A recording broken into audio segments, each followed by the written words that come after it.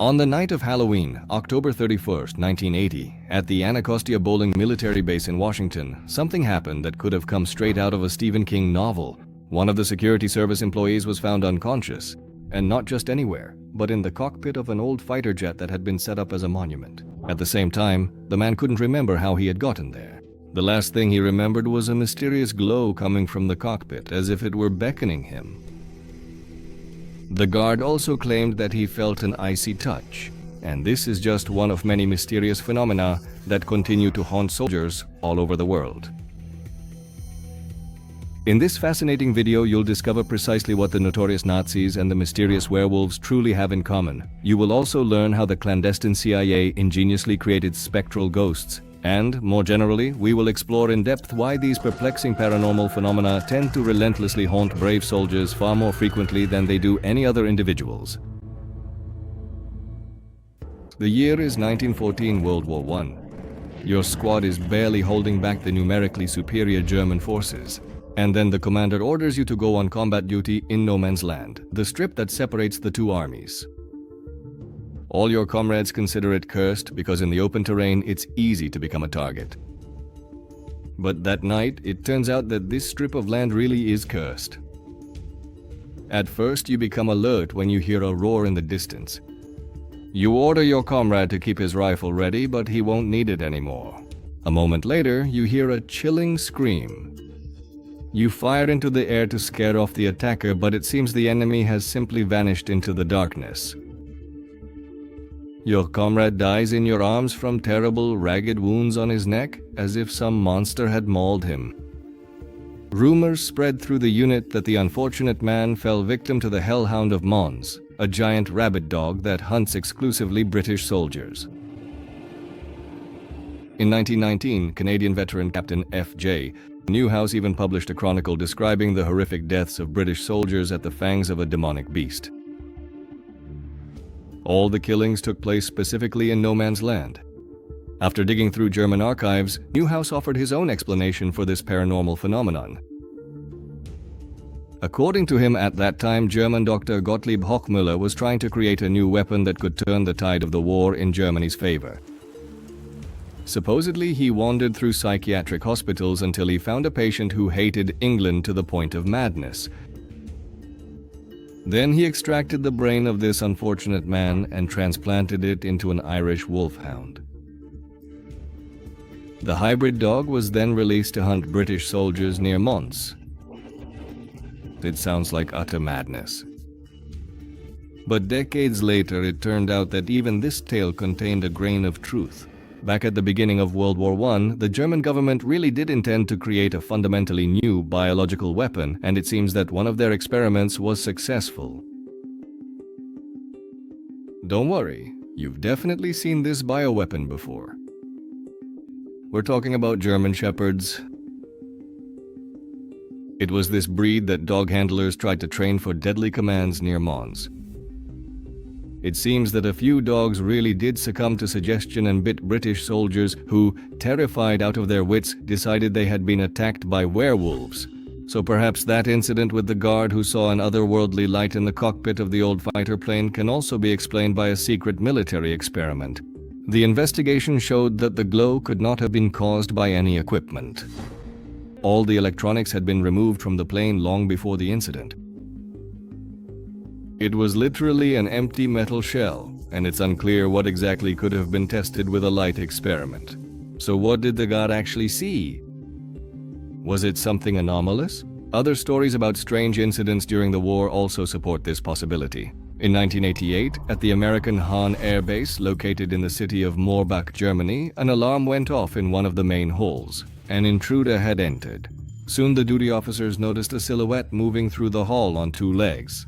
But it wasn't a man, it was a huge, hairy creature that looked more like a wolf. It stood about 2.5 meters tall. Noticing the panic, the creature quickly ran outside and with astonishing ease leapt over a 10-meter-high fence. Soon the military brought in a service dog to pick up the trail. But the dog just whimpered and refused to move. And it wasn't just the military who saw something unusual. That evening, the police received numerous calls from local residents. They too were frightened by the eerie creature, half human, half dog. Unlike the American soldiers who were unfamiliar with local legends, the residents of Moorbach had their own explanation. In 1804, at the very beginning of the Napoleonic Wars, a soldier named Thomas Johann Baptist Schweitzer, who was fighting near Moscow, decided to flee westward. On his way, he joined up with several other deserters. Together, they made their way to the town of Moorbach in Germany, where they decided to rob one of the remote farmsteads. But to do this, Schweitzer shot the owner and several of his sons. The commotion brought out an old woman, their mother. The deserter fired at her as well, but before she died, she managed to lay a curse. Now Schweitzer was doomed to turn into a rabid wolf every month, so that everyone could see what kind of beast he had become. The deserter's companions just laughed. But at the very next full moon, one of them was found dead in a field with fang marks on his neck. Soon after, people in Moorbach began to disappear more and more frequently. To ward off the monster, the locals built an altar in the central square where a candle was always to be kept burning. According to legend, as long as it doesn't go out, the creature will not awaken. And by a strange coincidence, on the very night when an unknown person broke into the base in Moorbach, the candle went out for the first time in many years. The American soldiers, of course, dismissed the legend, but they never found any other explanation for the incident. Skeptics and those who don't trust also dismiss any cases and incidents, relying on the same principle. The year is 1948. 2 years ago, the United States granted independence to the Philippines, but in reality, they continue to control the local government. This outrages you. You are one of the rebels, a participant in the Hukbalahap uprising, and above all, you want to get rid of American influence. You already have a decent arsenal, but before the big action, you need to hide the weapons in the forest. And the night is the perfect cover. In the darkness, the rebels are cheerfully whistling something. Suddenly, a scream pierces the air. One of your comrades has been captured. The commander orders everyone to run. No Huk must fall into enemy hands. But something is wrong. You don't hear American footsteps, only the snapping of branches. That's how either large animals move or creatures from children's scary stories, which of course you don't believe in. In the morning, you find your comrade dead and are horrified. His body is almost drained of blood, and there are 2 marks on his neck, as if from fangs. For centuries, Filipinos have believed in the aswang, a long-tongued, sharp-toothed vampire. And during the anti-American uprising, rumors that it was the aswang hunting the Huks quickly spread among the population. Such incidents continued until 1954, when the uprising fizzled out, in no small part due to the superstitious fear of the locals. Could it be that supernatural forces really did go hunting in the jungle? And if so, why were they helping the Americans? Edward Lansdale, a brigadier general in the U.S. Air Force, knew the answer. He was the one who unleashed the aswang, meaning he studied Filipino folklore to develop psychological tactics against the insurgents. The entire operation was carried out by CIA agents. They were the ones who roamed the forests at night, abducted Filipinos, and mutilated their bodies to make it look like a vampire attack. The aswang attacks were a carefully staged hoax. And what about the glowing in the fighter jet? Remember? It all happened on Halloween night when teenagers in monster costumes were wandering around the base. Maybe they played a prank on the guard. But how badly would you have to want to play a prank to sneak onto a heavily guarded military base, scare an armed person into unconsciousness, and drag them into the cockpit? That seems a bit too complicated. Besides, the staging of these events can only partially explain some of the truly mysterious occurrences that took place during the war. February 1970, the height of the Vietnam War. Your guerrilla unit is resting in the jungle. You've just closed your eyes when suddenly the forest around you fills with screams that chill you to the bone. And they definitely aren't coming from animals. You can clearly hear human voices. Men are begging you not to repeat their mistakes and say that they have ended up in hell. and the innocent children's voices plead with you to truly go back home, or else they will never, ever be born into this world. It feels as if an invisible veil between worlds has fallen and the souls of the dead are speaking to you directly. This completely aligns with local beliefs. The Vietnamese believed that the souls of those who died without a proper burial turned into My Lai, cursed spirits that cause droughts and diseases. The partisans decided that it was exactly these spirits they had heard that night, and in a panic, they fled back to the villages. American intelligence officers silently observed all of this. They had once again managed to pull off the same trick as in the Philippines.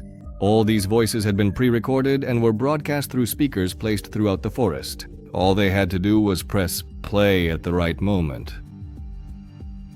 But the captured partisans later claimed that they had heard the voices of My Lai not only in the jungle, but also in remote mountains that the Americans didn't even know about. Today, the Pentagon's non-lethal weapons laboratory is developing a device capable of doing something similar. It can create sound at a distance of up to 30 kilometers thanks to the effect of laser-induced plasma. Essentially, scientists discreetly pump energy into the air somewhere far away and it starts to produce sounds.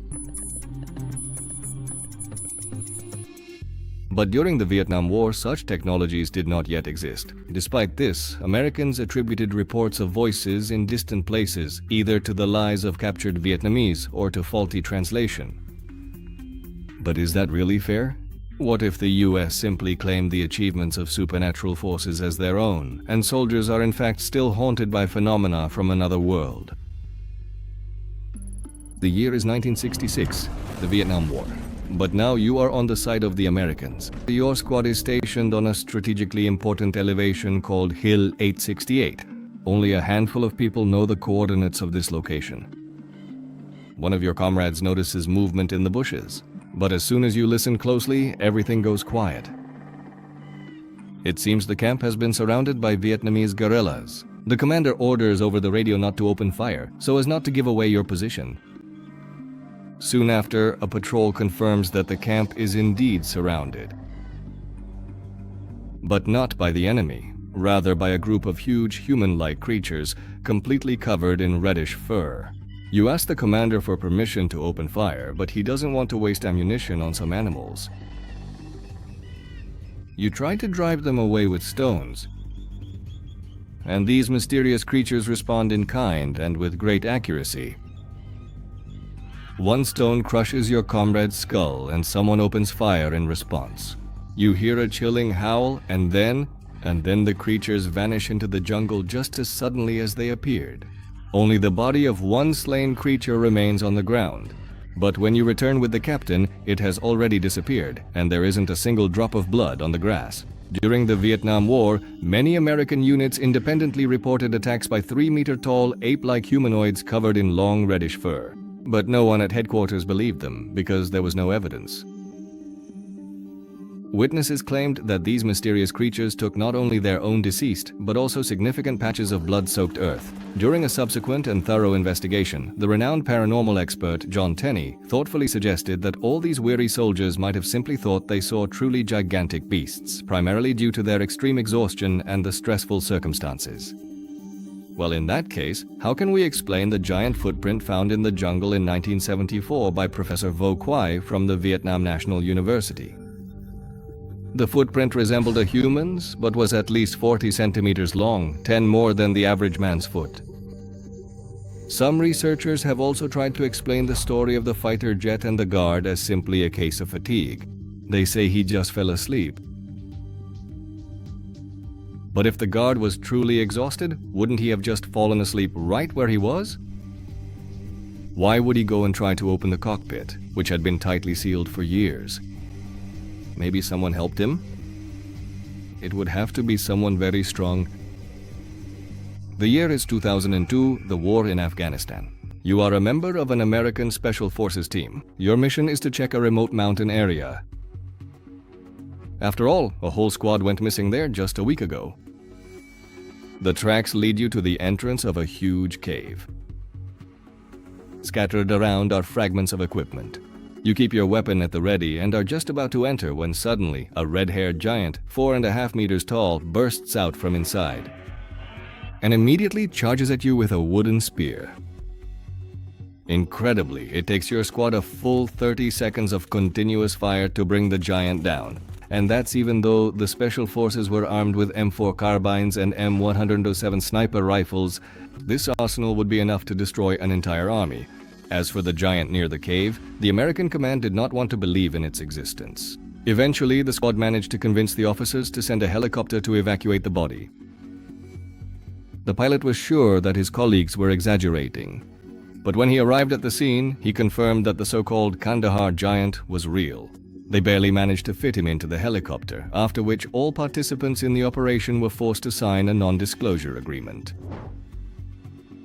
All materials about the incident, along with the results of the examination, were classified. Perhaps the army simply did not want to officially admit that it had encountered something completely alien, but the Kandahar giant at least looked human. 1944. World War II. You are one of the crew members of a British military trawler. And in your free time, you decide to quietly fish on the deck. Suddenly, a circle of green light appears in the water very close by. The water starts to churn, and from the depths, a black body about 50 meters long slowly rises. It's bigger than your vessel, and then you realize that the green circle is the eye of a sea monster. You watch in horror as a squid-like monster tries to entangle the trawler with its tentacles.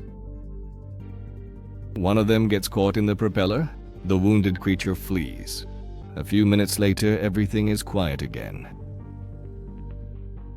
For many decades, such stories about mythical krakens attacking warships were considered mere tales. That is, until 2004, when scientists from Japan's National Museum of Science and the Ogasawara Association began to investigate them. As a result, they managed to discover a new species of squid that can grow up to several dozen meters long. What exactly attracts these creatures to military ships is still unknown. Thus, the glow in the fighter jet on that Halloween night in 1980 could very well have been caused by a bioluminescent creature unknown to science. But then, how can we explain that irresistible pull toward the light and the icy touch the guard described? That sounds much more like an extraordinary encounter with something truly not from our known world. This remarkable event occurred in 1982. Specifically, it took place at a Soviet military base situated on the shores of the vast and mysterious Lake Baikal. You are the base's regular diver. Together with 6 comrades, you set out for a training dive. But the water suddenly becomes unnaturally dense. After checking your equipment, you continue your descent. And at a depth of 50 meters, you notice strange silhouettes. As you swim closer, you see humanoid creatures covered in some kind of silvery material. They have neither scuba gear nor any diving equipment. You and your companions urgently ascend to the surface and report to command. But the officers refuse to believe you, and they order you to capture one of these creatures. You dive in again and once more encounter those beings. But when one of you bravely tries to throw a large, sturdy net, one of the mysterious humanoids quickly pulls out a strange, glowing device and instantly shoots some kind of powerful, disruptive waves directly at you with an unsettling hum. Before you lose consciousness, you see the glass of your mask cracking. When all 7 experienced divers failed to return promptly on time, the Soviet command immediately sounded the alarm. They were washed ashore several kilometers from the dive site with damaged scuba gear. It seemed as if some force had literally expelled them from the water. 3 out of the 7 died from decompression sickness, and all materials about the incident were immediately classified. And it turned out that this was not the first case. Former Soviet Navy officer Volodymyr Azharzha claimed that long before the incident, the military leadership not only knew about mysterious humanoids in the waters of Baikal, but also tried to obtain their weapons. But what are these paranormal beings? That same year, in 1982, 3 local residents decided to go fishing on Lake Baikal. Late in the evening, they noticed a strange glow in the sky and then a mysterious object heading straight toward them. The men couldn't take their eyes off it, as if they were mesmerized. But when the object approached to within about 50 meters, the fishermen felt a burning pain in their eyes and ran away. And in 1997, a group of tourists photographed a bright object over Lake Baikal. Experts were never able to explain what it was. But most interestingly, the tourists also described this glow as alluring and mentioned a mysterious cold during the incident. So could it be that they encountered the same phenomenon as the guard at the military base, with aliens who have built their bases in secluded corners of the Earth for unknown purposes? All of this would sound like science fiction, if not for one thing. For more than 20 years, American military pilots have been regularly recording unknown objects flying at incredible speeds and with remarkable maneuverability. Some of them emerge straight from the sea, as if their base is hidden somewhere down there. The Pentagon has declassified several such videos, and its experts have officially admitted that they have no idea what these objects are. If these really are beings from another world, why did they choose to make contact specifically with the military? Perhaps to frighten us? To show that resistance is futile? What exactly do you think about this situation?